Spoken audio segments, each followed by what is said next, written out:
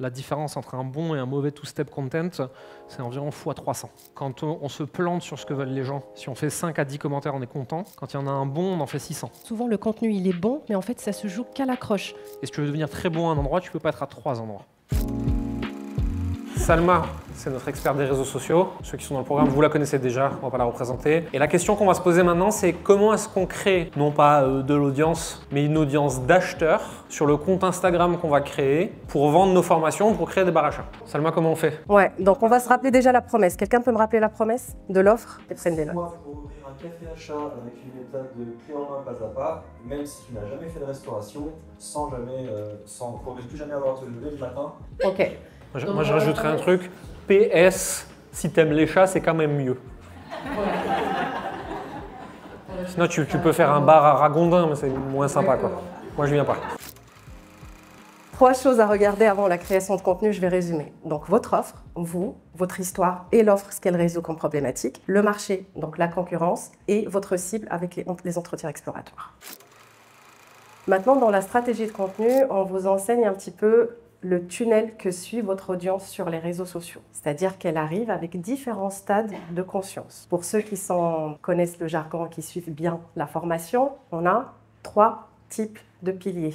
Tofu, mofu, bofu. Je veux dire top of funnel, middle of funnel, bottom of funnel. Je fais juste une petite parenthèse sur le niveau de conscience de notre cible, de notre avatar. Top of funnel, ils viennent d'arriver, ils se demandent ce qui se passe ici. Middle, ils sont intéressés par le sujet. Bottom, ils sont prêts à acheter. Ça vient de la sophistication de marché qui a été théorisée par un vieux papy du copywriting qui s'appelle Eugène Schwartz, avec un bouquin qui s'appelle Breakthrough Advertising, qui est imbuvable à lire, mais qui est la référence absolue sur ce sujet. Et en gros, c'est votre audience a différents niveaux de conscience. Problem aware, solution aware, market aware. Market aware, c'est le dernier niveau de conscience. C'est je sais que j'ai un problème, je sais qu'il existe des solutions. J'en ai déjà acheté 3, j'en ai essayé 9 et j'ai eu 12 closers au téléphone. Et de toute façon, je connais mieux le marché que toi. Je vous assure que des prospects comme ça, il y en a de plus en plus. C'est un sportif. C'est ce qu'on voit de plus en plus dans un marché que la plupart des gens appellent saturé. En fait, il y a juste un marché sophistiqué et à maturité. On a fini la surpromesse. Je lave plus blanc que blanc que blanc que blanc. Ensuite, il y a la crise de confiance du marché, la parade du marketeur repenti. Désolé, j'ai menti à tout le monde, mais j'ai compris mon erreur. Regardez, maintenant, je suis devenu authentique. Ensuite, il y a la surenchère de l'authenticité. Et puis ensuite, les gens ne veulent plus rien acheter.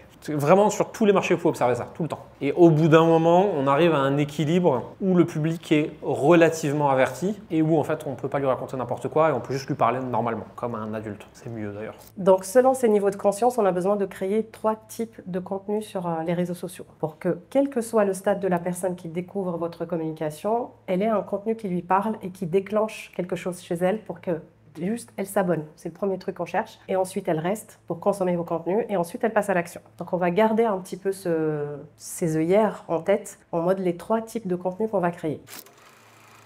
On va commencer par le tofu. Le tofu, donc c'est le haut du tunnel, le top du tunnel. C'est des personnes qui n'ont pas encore conscience vraiment de la problématique en elle-même, ni encore moins qu'une solution existe, ni encore moins que c'est vous qui apporterez cette solution-là. Mais ils partagent un langage commun avec votre promesse, avec votre positionnement. Il faut les choper, il faut agiter une carotte devant eux, juste pour qu'ils s'abonnent à votre compte et se disent « Ah, il comprend par quoi je passe. Ah, ça me parle ce sujet. Ah, ça a déclenché une émotion. » Vous êtes en train de scroller, comme on fait tous jamais, et d'un coup, il y a un truc qui attire votre attention. Il fait « c'est quoi ça? Oh, c'est intéressant. Oh, j'aime bien ce qu'elle dit. Ah, ça me parle. Attends, c'est quoi son compte? Un autre Reels, un autre, un autre, un autre. Ah putain, j'aime bien. Abonné. Ah, je peux laisser mon email? Hop, email. Et ensuite, j'oublie. Par rapport à notre promesse pour le bar achat, à votre avis, quelle sorte de tofu est-ce qu'on peut créer? Donc imaginez, vous êtes la cible, on a parlé de l'avatar, imaginez, vous êtes en train de scroller sur Instagram, il y a un contenu sur lequel vous allez vous arrêter parce qu'il vous a, je sais pas, il vous a fait sourire, vous avez envie de le partager avec votre pote, ce serait quoi? Un POV, t'es un chat dans un bar achat et tu vis ta meilleure vie.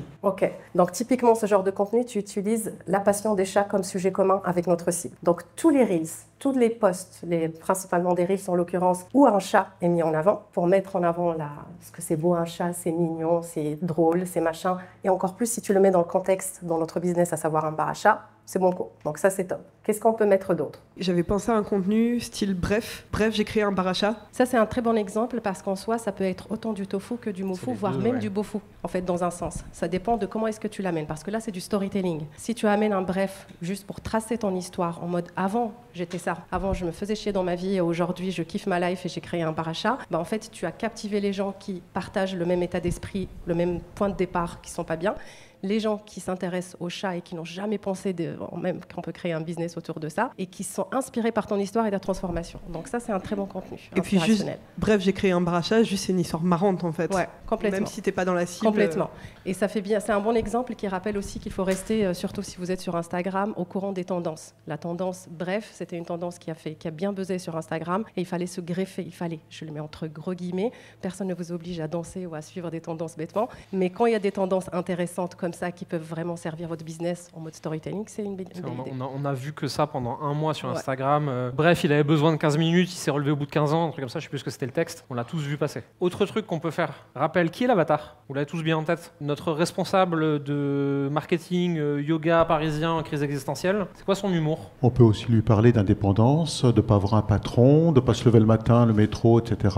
Donc tout ce qu'il a gagné, ça ratisse un peu large au départ. Je pense. Sur un compte qui part de zéro, si tu pars sur des trucs aussi profonds, ce sera plus dur de créer de l'audience. Je sais pas si tu es d'accord avec moi, Salma. Oui, mais ça reste un bon tofu, dans le sens où toutes les personnes qui sont en quête de sens, qui cherchent à se reconvertir, qui se font chier dans leur boulot, si on utilise cette douleur-là, c'est pour ça que je dis rester connecté avec l'avatar et les douleurs, ça peut être un bon tofu derrière. Mais le tri se fera avec le nurturing et les autres contenus. Donc on a ce volet-là humour, on a le volet également par rapport aux douleurs qui peuvent motiver la reconversion, en tout cas l'envie d'aller chercher un autre business. Il manque un petit volet qu'on peut ajouter dans cette partie-là. On est en train de réfléchir. J'ai pas de business à chat, donc je réfléchis avec vous en même temps. Typiquement, le chat, déjà. Rien que la thématique des chats, pour créer un déclic en mode, ça peut être une thérapie. Qu'est-ce que le fait d'être au contact avec des chats peut changer dans la vie de quelqu'un? Et tous les passionnés de chats qui peuvent tomber sur ce genre de contenu, on voit en mode, tu te sens seul, tu te sens déprimé, tu n'es pas bien dans ta vie, et là, le petit chat qui arrive, tu le caresses et il y a le sourire qui arrive. Ça peut être un contenu émotionnel fort qui peut vraiment parler à toutes les personnes qui ont un chat et créer un déclic. Tu as une trend actuellement sur Instagram où il y a une vidéo random et le texte est toujours « et à ce moment-là, cette personne ne savait pas que…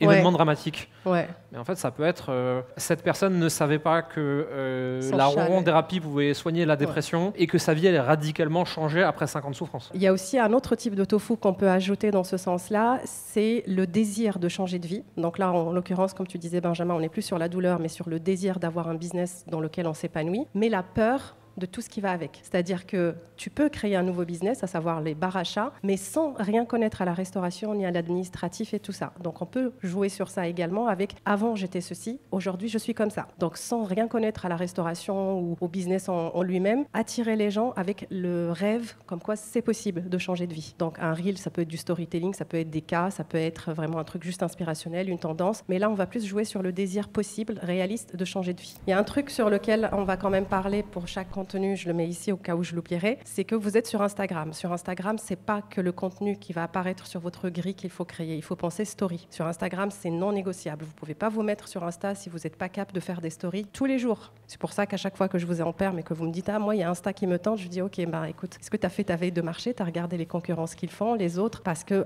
le volet story, le format story qui est sur Instagram est très important. Les stories, c'est pas forcément léché. Les stories, c'est vous, c'est les coulisses, c'est le brouillon total, c'est votre feed, il reflète un petit peu ce tunnel qu'on veut mettre en place. Mais les stories, c'est là où vous créez du lien vraiment avec votre communauté. C'est là où vous les fidélisez, c'est là où ils découvrent qui vous êtes et c'est là où vous vendez. Pour l'humour, c'est une bonne accroche, mais est-ce que ça attire pas les mauvaises personnes qui veulent juste se divertir et qui s'en fichent un petit peu en fait? Rappelle-toi, c'est la carotte. Il faut les attirer par quelque chose. Et tu es sur Instagram, un réseau où l'humour, il a une place, mais plus qu'importante. Donc au début, les gens, rappelle-toi, n'ont pas encore conscience vraiment de la problématique ou de la solution ou autre. Ils ont juste des émotions communes sur lesquelles tu vas venir activer des boutons, juste pour qu'ils réagissent et qu'ils découvrent ton compte. Ils vont cliquer, c'est avec les autres types de contenus que le tri se fait. Soit ta promesse quand ils vont débarquer sur ton Insta, ils disent non mais c'est pas mon truc, c'est pas mon délire, ils passent leur chemin, soit au contraire ça va leur parler, ils s'abonnent. Un Reels qui fait vraiment de l'audience, c'est un Reels qui est partagé. Les gens ils se l'envoient. Donc c'est humour, douleur mieux comprise et mieux mise en scène qu'ailleurs, hack sur comment faire un truc, polarisation. Du coup, partant de ce constat, est-ce que tu penses qu'on devrait faire nos contenus Bofu uniquement en story, parce que là on touche nos abonnés, et les tofu et éventuellement mofu sur les reels? Non, il ne faut pas raisonner comme ça, parce qu'en fait le tofu, mofu, bofu, c'est le fameux tunnel par lequel ton audience, celle qui ne te connaît pas, va passer. Les stories, il n'y a pas de tofu, mofu, bofu. On va parler de fois de stories qui vont vendre, on va parler fois de stories sur moi, mon histoire, mes coulisses ou autre de choses que, je sais pas, j'ai lu un livre, j'ai vu une série, je vais à un spectacle, spectacle, c'est toi en fait. Donc là, c'est du tofu si tu veux dans un sens, mais vu que tu t'adresses à une audience qui te connaît déjà, les stories sont vues que par ton audience. Donc les gens qui sont abonnés à toi ou qui ont découvert ton compte d'une manière ou d'une autre. Donc il ne faut pas raisonner en mode je fais le beau fou que là-bas. Parce que les personnes qui sont nurturées, ils doivent avoir du beau fou qui est présent également sur ton feed. Regarde quelle story toi tu regardes. Est-ce que tu regardes les stories de comptes que tu viens de découvrir, ou est-ce que c'est des comptes que tu suis avec lesquels tu as déjà une relation, voire un certain attachement dans certains cas, où tu es déjà profondément intéressé par leur sujet? Les stories, c'est de la proximité, c'est de l'intimité. Et c'est ça qu'on va aller chercher en les regardant. Quand je découvre un compte, je tombe sur un Reels, mais ce que je dis là, c'est vrai pour LinkedIn et Facebook. Hein. Je tombe sur un contenu. Je fais « Ah tiens, c'est intéressant », je clique sur le profil. Je vais aller en lire 2-3 autres. Et là, soit je m'abonne, et donc je vais y être réexposé plusieurs fois dans les prochains mois, jusqu'à avoir assez d'intimité pour aller en regarder plus par moi-même. Soit je suis arrivé sur le profil, j'ai lu 2-3 autres trucs, je me suis dit « En fait, non, c'est ça le chemin ». Et surtout que sur le feed, ça reste quand même assez léché ce qu'on propose à notre audience. C'est du contenu qui est travaillé. En story, s'ils découvrent un contenu ou deux qui les a attirés, et ensuite ils vont voir tes stories où ils vont te découvrir toi vraiment, comment tu parles, comment tu es, comment tu délires et ce que tu partages, c'est là où tu vas vraiment toucher ton audience. Elle va se dire ok, mais il a l'air pas mal le mec, il est intéressant, je vais voir un petit peu plus ce qu'il fait. Donc c'est vraiment comme il a dit Jérémy, c'est on crée de l'intimité, de la proximité avec l'audience. Donc il ne faut pas le voir en mode stratégie tofu, mofu, bouffe. Donc là on a vu pour ce qui est du tofu, donc ça c'est top à prendre en compte et ça va être la majorité des contenus que vous allez devoir créer au début. Parce que rappelez-vous tout à l'heure on a dit on n'a pas d'audience. On a une idée, une offre, un avatar et compagnie, mais on n'a pas d'audience. Donc il faut commencer à la vendre notre offre. Il faut créer une audience. Pour créer une audience, il faut l'attirer. Donc le tofu va avoir une place qui est assez majoritaire dans vos contenus au début. Mais il ne faut pas faire que ça. Parce que si votre feed, il n'y a que du tofu dedans, là on va attirer des touristes. Des gens qui sont juste partagent un petit peu ces sujets-là, mais qui ne comprennent pas où est-ce qu'on va les emmener. Donc il faut venir les nurturer avec un autre type de contenu. Et là on arrive au mofu. Donc le middle of tunnel, c'est des personnes qui ont accroché avec votre promesse, qui ont compris qu'ils peuvent changer de vie en créant un bar à chat, mais ils se posent encore 36 000 questions. Comment? Pourquoi? Est-ce que je vais y arriver? Je ne sais pas. Est-ce que la personne sait vraiment de quoi elle parle? Est-ce que ça marche vraiment? Il y a tout ça. Donc il faut venir démonter un petit peu tout. Donc là, on a un objectif, d'éduquer l'audience. Donc leur apprendre que oui, leur désir, cette promesse que je mets en avant, elle est totalement possible. Leur montrer pourquoi est-ce que c'est un business qui va ramener des sous. Donc pourquoi c'est plus la thérapie des chats et le fait d'allier ça à un business, ça fonctionne. Et les convaincre que je suis la bonne personne et que je sais de quoi je parle. Je l'ai fait, tu peux le faire. On reprend encore une fois la douleur, le désir et la promesse. Comment fonctionne un business comme ça, un bar à chat? Ça peut être vraiment un bon contenu, typiquement en carrousel. Donc vraiment et ça va être l'occasion pour toi de mettre en avant ta méthode. La méthode de A à Z pour créer un bar à chat. Donc ça peut être intéressant à mettre en avant. Donc là, tu crées un déclic. Mais encore, qu'est-ce qu'on peut faire aussi? Il y a le business en lui-même, le bar à chat. Il y a les chats et il y a les douleurs et désirs de votre avatar avec mon histoire sur un fond commun un petit peu de ces 3 piliers pour le mofu. Moi, j'aime mon chat. J'ai un chat en l'occurrence qui s'appelle Dexter. Donc j'aime le chat. Je me fais chier dans mon métier. J'ai envie de créer un business à chat. J'ai compris votre positionnement, le positionnement de cette personne que j'ai découvert sur Insta. J'aime beaucoup les tofu, les quelques reels drôles que j'ai partagés, mais je comprends pas comment est-ce qu'avec des chats, on peut vraiment créer un business, en sachant que j'ai jamais ouvert de resto, de café ou quoi que ce soit. Quel type de contenu est-ce que j'aurais besoin de consommer pour que je commence à croire en la réalisation du projet? Donc là, le cas client, c'est une très bonne idée de contenu. Là, on risque de basculer plus dans le beau fou. Si tu racontes l'histoire d'un client, par quoi il a commencé, où il est arrivé, là tu vends. Là, c'est de la preuve sociale. Mais c'est très intéressant comme exemple. Si tu veux le mettre en mofu, il faut expliquer le cas client pour que tu fasses d'une pierre deux coups du mofu boufou. Et là, en l'occurrence, la personne 1 va comprendre que le projet il est réaliste, qu'on peut le réaliser, et 2, se reconnaître dans l'histoire de la personne que tu vas partager, dans son état de départ et là où elle est allée. Et là, pour le coup, ton appel à l'action, ça va être plus si toi aussi tu veux réaliser ce rêve et faire comme Mélanie qui a réussi XY. Clique. On peut faire un avant et un après sur tous les points, que ce soit sur le chat, sur la personne, sa douleur avant le matin et après le matin quand elle se lève, ou aussi sur le business, la différence entre quand elle était employée et puis quand elle est devenue business. Ouais, complètement. Ça, ce sont de bonnes idées. Et quand tu dis par rapport au chat, c'est la partie scientifique. Imaginez un contenu en mode comment est-ce que vraiment le ronron d'achat peut transformer ta vie. Et entre parenthèses, PS, c'est pas une blague, c'est scientifiquement prouvé. Et là, on va chercher justement il y en a en l'occurrence, ça c'est prouvé. On va chercher vraiment des études de cas, des écrits, des posts, des choses comme ça, qui ont montré en avant en quoi est-ce que le contact avec les animaux, et en l'occurrence les chats, peut vraiment aider à transformer une vie. Et là, on peut créer le déclic, dans le sens, ça m'a aidé moi, mais c'est quelque chose qui va aider tous les clients de ton futur bar. Et j'avais pensé aussi à du contenu de type une journée dans mon assiette, sauf que là, ce serait une journée dans ma vie de gérante bar à chat pour avoir un petit côté coulisses de ce à quoi ressemble ce genre de business. Ça, c'est un contenu qui peut aussi très bien être tofu, complètement. Ouais. Okay. Comment créer un bar à chat en 5 étapes. Exactement. Ça aussi, j'attendais justement que quelqu'un le dise. On est quand même sur la création d'un business, d'un bar achat. Donc il faut rendre la chose facile et envisageable pour cette audience, que ça paraisse pas insurmontable. Et c'est votre méthode. Donc tout ça, vous le voyez dans mon accompagnement. C'est des étapes que moi, sur lesquelles je vous accompagne pendant 6 mois. Il n'y a rien qui passe, qu'on va laisser à côté. Et il faut montrer aux gens que c'est réaliste. Gardez en tête les étapes de la cible quand elle arrive et qu'elle a été accrochée par le tofu. Et là, ses peurs, ses objections, ses questions. Et il faut avoir du contenu qui vient démonter tout ça. Et mettre en avant, soit vous aurez créé une ressource à côté pour que la personne ait le plus d'informations avec le double CTA. Et là, les ressources à côté. Mais il faut quand même prendre les piliers en mode la création du business en lui-même, le chat, la thérapie avec le chat et mon histoire à moi dans le MoFu. Il faut toujours se dire, il y a un type de contenu qui est du contenu de découverte. Mon but est purement et simplement que des inconnus tombent sur moi. Top of funnel. Ça ne sert qu'à ça. On veut que je sois remarquable, que des inconnus me trouvent, des inconnus qui m'intéressent. Middle of funnel, il faut que ces inconnus, une partie cette fois-ci, peut-être 30%, rentrent dans mon univers et soient intéressés par ce que je raconte. C'est là que je vais faire une démonstration de compétences, d'autorité, etc. Phase 1, prise de conscience, création de confiance, amener des connaissances. Et c'est là seulement à ce moment-là qu'on va passer sur le bottom of funnel. Mais globalement, c'est sur 100 personnes qui scrollent, il y en a 50 qui s'arrêtent sur votre tofu, il y en a 10 qui viennent en MoFu, il y en a 1 ou 2 en bottom of funnel.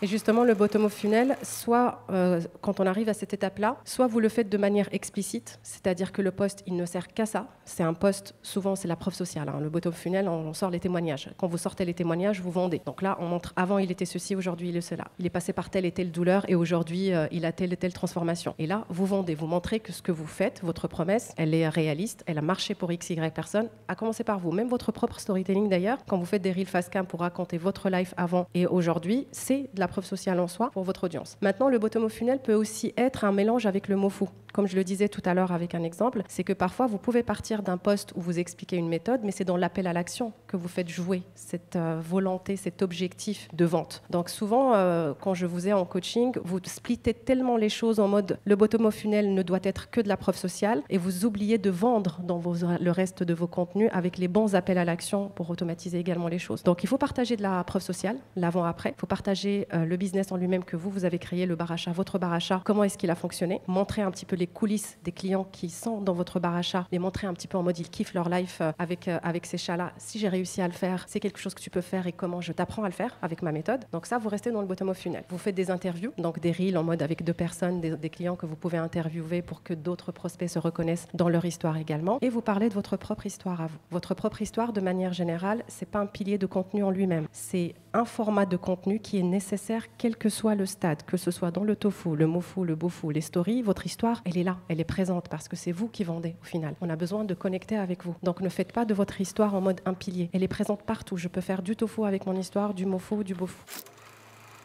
Imaginez maintenant ce compte avec ce qu'on vient de voir, avec l'autofu, MoFu, bofu. Est-ce que vous vous arrêterez dessus si vous êtes dans la cible? Ou est-ce qu'il vous semble qu'il reste un type de contenu qui manque, qu'on n'a pas traité et que la cible peut avoir besoin de voir et qui ne créerait pas la confiance? Il nous manque les stories épinglées? Alors là, j'ai pas parlé de l'optimisation du compte. Là, on a parlé plus de la stratégie de contenu. Mais effectivement, si tu veux, pour la petite parenthèse, avant même de commencer à réfléchir à qu'est-ce que vous allez poster, vous commencez déjà par votre vitrine, par optimiser. On a fait la promesse tout à l'heure avec Simon et Jérémy. Donc j'ai mis ma bio en forme, j'ai mis la bonne story, la bonne photo. D'ailleurs, la bonne photo, elle doit ressembler à quoi? On est parti du principe que c'est vous, que c'est pas une marque. Mais ce serait bien qu'il y ait un petit chat aussi. Moi, avec mon chat, tu vois, donc petite photo comme ça. Ça peut être pas mal. Et il y a les stories épinglées. Les stories épinglées et les posts épinglés. Et les stories épinglées, donc c'est toujours ce petit tapis rouge, on va dire, ce petit tapis rouge que je trace pour toute l'audience qui arrive et qui découvre mon profil. Donc avant même qu'elle commence à consommer tout le reste des contenus, je la tire déjà là où il faut de manière stratégique. Donc qui je suis, mon histoire et pourquoi je fais ça, quelles sont les autres stories épinglées à mettre, les témoignages, commence ici, c'est mon histoire, ou débute ici, ou qui suis-je, tout ça c'est la première. Il faut avoir cette story-là. Donc les stories, les fixes, les stratégiques, c'est le qui suis-je, la preuve sociale et votre offre. Ça c'est qu'est-ce que vous faites, votre coaching, vos services. Et en fonction de votre niche, en fonction de votre business, on peut rajouter d'autres. Si vous avez des ressources offertes aussi, ça fait partie des stratégiques, le cadeau que vous offrez à votre audience pour qu'elle puisse le télécharger. Et à côté, vu que là on est sur un business qui est quand même lié à un lieu physique, indéniablement il faut le montrer. montrer ce lieu physique. Dans ce qui manque dans le contenu, peut-être l'aspect un peu plus restauration, café, comment on fait, enfin, voilà, pour ceux qui sont qui là, seraient ça va un peu être, freinés par ça. Ouais, là, ça va être dans la partie justement la peur de la restauration qu'on doit démonter avec certains types de contenus, soit des carousels ou soit des reels. Si tu racontes ta propre histoire en mode avant j'étais directrice marketing et aujourd'hui je gère un bar à chat, donc et tu expliques les choses que tu as traversées et que c'est ok, que ce que tu as appris et que toi tu accompagnes dessus, là tu as fait bon coup en mode mofu boufou quoi. Donc là c'est bien. Il manque des contenus qui vont créer une interaction directe, genre en story, des boîtes à questions, des trucs comme ça. L'interaction, on la cherche dans tous les types de contenus. C'est juste qu'on la cherche à des niveaux différents. Donc là, on a parlé des types de contenus selon ce tunnel, mais ils sont censés générer de l'interaction grâce à l'appel à l'action que tu vas faire. Soit l'appel à l'action ou l'appel à l'engagement. Et les stories, effectivement, en rajoutant les bons stickers ou autres. Donc tous les contenus en soi doivent générer une certaine interaction, ne serait-ce qu'un like. Et après, en fonction de l'appel à l'action que tu mets, en fonction du type de contenu, si c'est un contenu qui est, comme l'a dit Jérémy tout à l'heure, les contenus tofu qui sont ultra partageables, bah là, c'est de l'interaction. C'est un contenu que tout le monde a cliqué dessus pour le partager à ses potes. Donc ça a créé de l'interaction, même si tu n'as pas de commentaire en soi. Si ça a créé de la visibilité, c'est de l'interaction en soi. Parce que là, l'objectif de ce contenu, c'est juste, je te chope, tu as aimé, partage-le à tes potes et abonne-toi au compte, en gros. Et il y a les contenus où tu mets un appel à l'action en mode, si tu veux que je t'apprenne plus sur ma méthode ou savoir un peu quelle est la première étape que tu dois envisager avant de commencer à envisager ce produit-là, là, c'est un commentaire que tu cherches.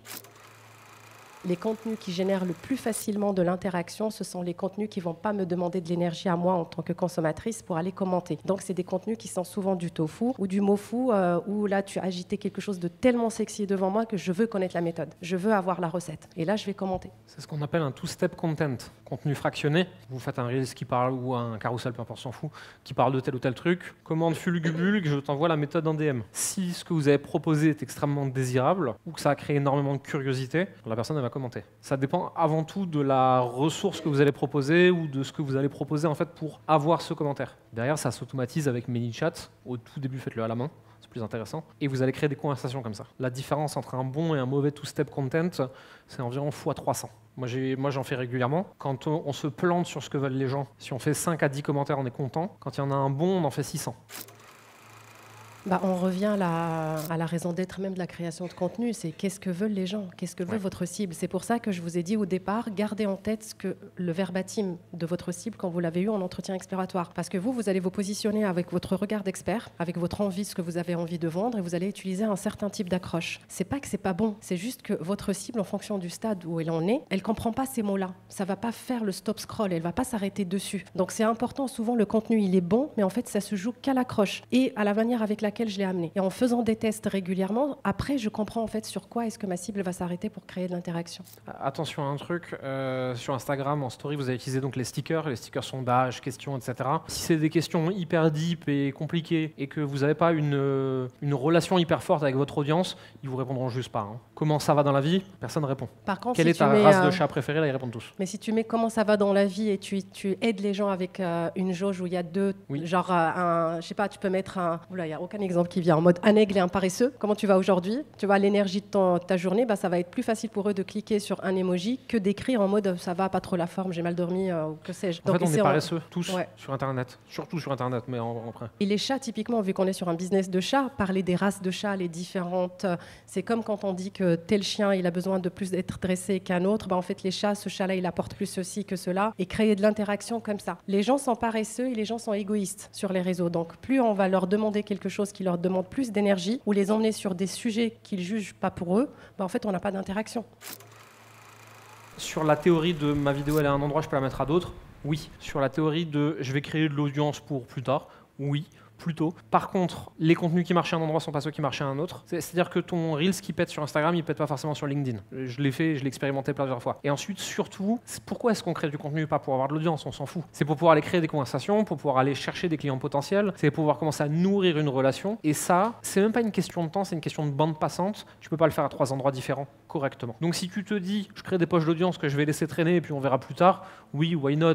Ça te prend 3 minutes de dupliquer le truc, effectivement. Mais il faut pas te dire que tu vas commencer à te servir de tous ces réseaux parce que en termes de focus, tu vas pas y arriver. Il y a des gens qui y arrivent, mais majoritairement, moi, ce que j'ai observé, c'est que c'est pas les mêmes mécaniques de pensée pour aller déclencher des conversations et chercher des clients sur Instagram, LinkedIn ou Facebook. Et si tu veux devenir très bon à un endroit, tu peux pas être à 3 endroits, mais tu peux y poster quand même tes contenus. C'est ce que j'allais dire, et justement, il faut que tu gardes en tête par rapport à la méthode One Place Funnel. c'est pas que la création de contenu. C'est pas juste faire une vidéo et la poster. C'est l'objectif. Tout se passe dans les DM. L'argent est dans les messages. Donc tout se passe dans les actions qu'on met en partant du contenu qu'on crée pour amener les gens en conversation. Donc créer du contenu, comme tu le dis, c'est fait. Bah oui, balance-le sur tous les réseaux si tu veux, même YouTube et compagnie, ça ne te coûte absolument rien à part les quelques minutes. Tu le laisses vivre, mais tu n'auras pas le même, tu peux pas appliquer le même fonctionnement de la méthode pour aller chercher tes prospects et discuter avec eux dans tous les réseaux. Humainement parlant, c'est du défocus. Dans le marketing, la recette qui fonctionne, c'est je capitalise sur un réseau, un canal, un client, une offre. Une fois que ça fonctionne, je duplique en mode multiplateforme. Et c'est ce qui arrive à un stade comme le business à Jérémy. À un moment, on y arrive où là, on peut être multicanal. Mais au début, non. Au début, il faut rester focus. Si tu veux le faire, fais-le avec un minimum de propreté, dans le sens où tu balances ton reel sur YouTube ou sur TikTok et compagnie, mets juste ton positionnement sur ces chaînes-là, sur les autres réseaux, et tu oublies. Fais-le en mode, je reste focus sur Insta, et de temps en temps, je vais zioter pour voir comment est-ce que mon contenu, il vit. Juste ça, pour ramener du monde à ton canal principal qui est Instagram en l'occurrence dans cet exemple. Et c'est surtout, on peut être sur plusieurs réseaux. Moi, je peux toujours pas. J'ai des équipes qui le font. J'ai des équipes dédiées sur chaque réseau social, que ce soit des setters, que ce soit de la création de contenu, etc. De toute façon, quand c'est moi tout seul qui fais des trucs, vous le voyez tout de suite. Hein. C'est des trucs qui sont tout pétés là, avec le design fait à la truelle. Ça, c'est moi. C'est parce que j'ai la flemme, vraiment. Mais même en faisant du à peu près vite fait, je le fais pas partout en même temps. C'est trop fatigant. Franchement, pour tout ce qui est facecam, tout ce qui est vidéo, n'essayez pas de faire au jour le jour. Si vous partez du principe que je cherche mon idée, je valide mon idée, je la rédige, je crée visuellement ou le montage, ensuite je programme ou je poste, c'est pas possible. Si vous faites ça chaque jour, vous allez vous péter la gueule, vous n'allez pas vous en sortir. Donc il faut une certaine organisation, et l'organisation, c'est en anticipant. Typiquement pour la vidéo, le batching, c'est vraiment la recette miracle. C'est-à-dire que tu fais tout en un laps de temps pour être tranquille 2 mois ou 3 mois après. Je vais te donner la recette moi, juste après, parce que moi je fais que ça. Parce que moi, tous les jours, aller faire ma petite, ça me gonfle. Je vais prendre un Google Doc. Je vais noter déjà toutes les idées, toi en l'occurrence de mes vidéos YouTube qui ont bien marché. Je note toutes les idées. Ensuite derrière, je prends cette liste, je la fous dans GPT, je lui dis à partir de cette liste, propose-moi 100 idées de Reels. Donne-moi juste la première phrase. Ok, t'as ta liste. Sur ta liste, tu vas en virer 50%. Ok, il va te rester 30, 40, 50 idées. Tu te mets une journée dans la semaine où tu te dis ok, aujourd'hui je pose mon téléphone, j'en prends 20 ou 30 ou 50 ou 5 et je les fais tous d'affilée. J'envoie ça au montage, soit dans un outil, soit à une personne qui travaille avec moi. Et c'est bon, tout est fait. J'en entends plus parler pendant 1, 2, 3, 4 semaines. Moi, les Reels, même ceux que je fais face cam actuellement, il y en a 40 d'avance. J'ai pas du tout que ça à faire d'en tourner un par jour. De toute façon, il y a toujours une journée, quelque chose de la vie qui va m'attraper. J'ai pas le temps, j'ai plus envie, ça m'a saoulé. Ou je suis de mauvais poil, je suis pas dans l'énergie de le faire. Je prends une journée où je suis en forme et de bonne humeur, j'en tourne 40. Comme ça, je suis peinard à moi. Et je me fais profondément chier à faire un truc qui me gonfle, mais une seule fois par mois. 2 heures, fini. Si c'est des Reels qui ont pour objectif de marquer un petit peu ta crédibilité, ta légitimité, donc montrer que tu es légitime dans ce que tu fais, que tu es expert, là, il n'y a pas besoin d'en faire plus d'un par semaine. Parce qu'à côté, il y a d'autres types de contenus. Si c'est par contre un Reel en mode interview, et là, on cherche un petit peu plus, entre gros guillemets, la viralité, parce qu'on va partager une pensée clivante, ou on va dire quelque chose que beaucoup pensent tout bas, et nous on le dit tout haut, des choses comme ça. Là, c'est un autre objectif de Reels, donc tu peux mélanger entre les deux. Moi, en général, si tu postes, je sais pas, 5 fois par semaine sur Instagram, s'il y a un Reel en mode expert, où on te voit face cam sur une thématique, un autre plus storytelling et le reste de contenu plus des b-roll, c'est OK. Donc dans le batching, effectivement, c'est pas parce que je vais faire du full Reels tous les jours en mode face cam, même s'il y a des créateurs de contenu qui se sont positionnés sur ça, mais c'est pas pour autant le seul format qui fonctionne pour tout le monde. Ça fonctionne pour certains, mais pas pour tous. Pour des gens qui trouvent ça difficile et pour qu'il y ait de la friction de créer du contenu face caméra, moi je trouve que le meilleur truc vraiment c'est vous prenez quelqu'un qui vous connaît bien, vous mettez une caméra et vous avez une conversation pendant 1 heure, type interview. Sauf que ça ira jamais sur YouTube. Derrière cette vidéo, vous la foutez dans Opus Pro ou autre outil de montage IA équivalent qui va vous sortir tout un tas de Reels. Ce sera pas parfait, ce sera pas les plus extraordinaires, mais ça fait du volume. Derrière, tu rajoutes quelques Reels bien positionnés et plus précis d'autorité, comme l'a dit Salma, quelques b-roll, 2-3 carousels, c'est bon, t'as ton contenu pour le mois.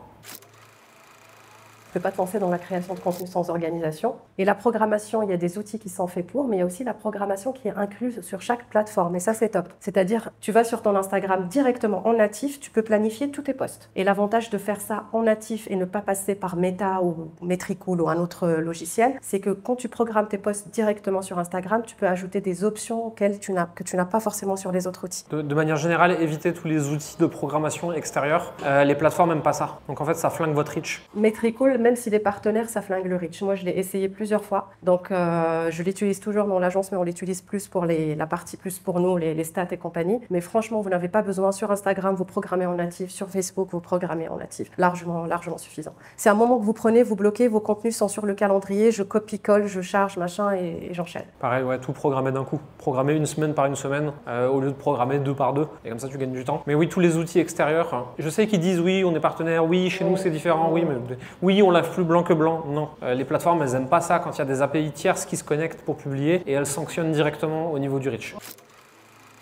Les réseaux sociaux ne sont pas faits pour l'ordinateur, donc il y a des options que vous n'avez pas sur ordinateur. C'est vraiment fait pour le téléphone. Donc tu fais ton montage, moi je fais tout sur téléphone.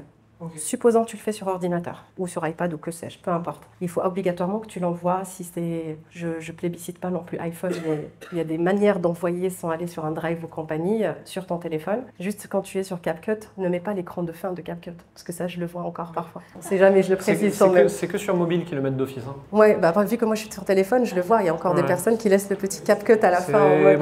Moi je suis un boomer, donc je monte sur ordi, parce que sur le téléphone je trouve ça insupportable. Non, et ensuite je renvoie la vidéo vers mon téléphone, parce qu'effectivement elle a raison, on poste depuis le téléphone parce que c'est fait pour, et il y a plus d'options. Tous ceux qui sont des vieux schnocks comme moi, non, on monte sur ordi, sur le téléphone, c'est insupportable. Et figure-toi que moi j'arrive pas sur ordi. J'ai pas de souris, je suis avec mes pouces là en train de galérer. Bah écoute, chacun est différent. Moi je fais tout sur téléphone.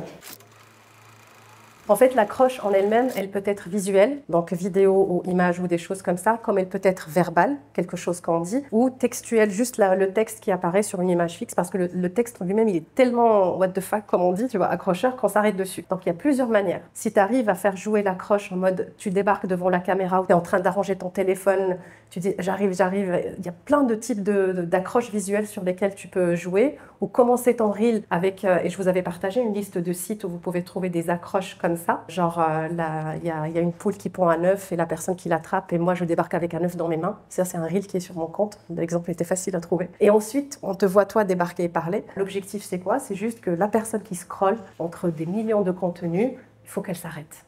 Et tout le monde joue sur ça, d'une manière ou d'une autre. Il faut que j'attire ton attention pour que tu t'arrêtes sur mon contenu. C'est un de mes formats courts les plus viraux que j'ai eu sur LinkedIn. Le hook, c'était une caméra de rue de Jean-Yves Lafesse avec un mec qui a une porte en train de faire comme ça parce que sûrement qu'il a le pantalon mouillé et t'as la voix qui fait t'as une bite invisible. Et moi je publie ça sur LinkedIn bien entendu là où ça a rien à foutre. Je peux vous dire que c'est parti bien viral. Hein. Mais voilà le genre de conneries.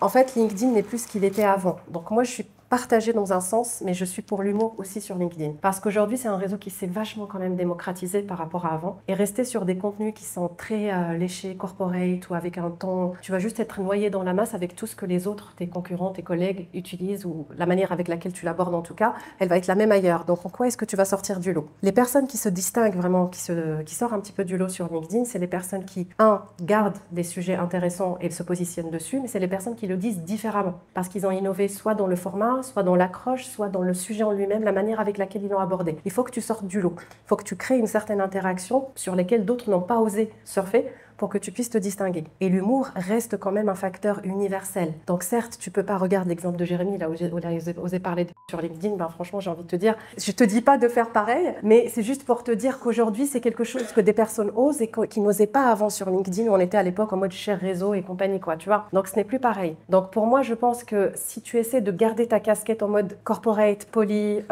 et compagnie, ça fonctionnera pas sur LinkedIn. Ça fonctionnera absolument pas, en fait. Et ton histoire joue beaucoup sur ça aussi. Aujourd'hui, les contenus, c'est limite devenu un Instagram. LinkedIn, c'est juste qu'il est plus carré, on va dire, dans un sens. Quand tu vois qu'aujourd'hui, tu peux retrouver des travel planners qui partagent les extraits de leur voyage au quotidien en mode vidéo sur LinkedIn, alors que c'était un truc inenvisageable avant, tu te dis, ah ouais, quand même, les choses ont bien changé. D'autant qu'il y a une audience qui ne consomme que du LinkedIn. Donc, quand tu lui apportes des contenus divertissants, de la curation également dessus, tu te distingues. Il y a des formats, j'en profite juste pour rappel pour tous ceux qui sont sur LinkedIn, j'avais fait un atelier qui résume un petit peu ces formats-là, mais vous oubliez le côté divertissement. Les gens viennent sur votre LinkedIn pour apprendre, clairement, pour parler autour du sujet de votre univers et tout ça, mais ils sont aussi là pour se divertir et apprendre un petit peu ce qui se passe dans le monde. Et le format curation, c'est quand même très intéressant de les amener par ça. C'est une sorte de tofu avec lequel vous amenez les clients sur votre contenu à vous. Donc quand vous parlez d'un post de la dernière chose qu'a dit, je ne sais pas, tel entrepreneur connu ou telle star connue, et vous les amenez et ensuite ton regard à toi, ça reste très intéressant comme tofu.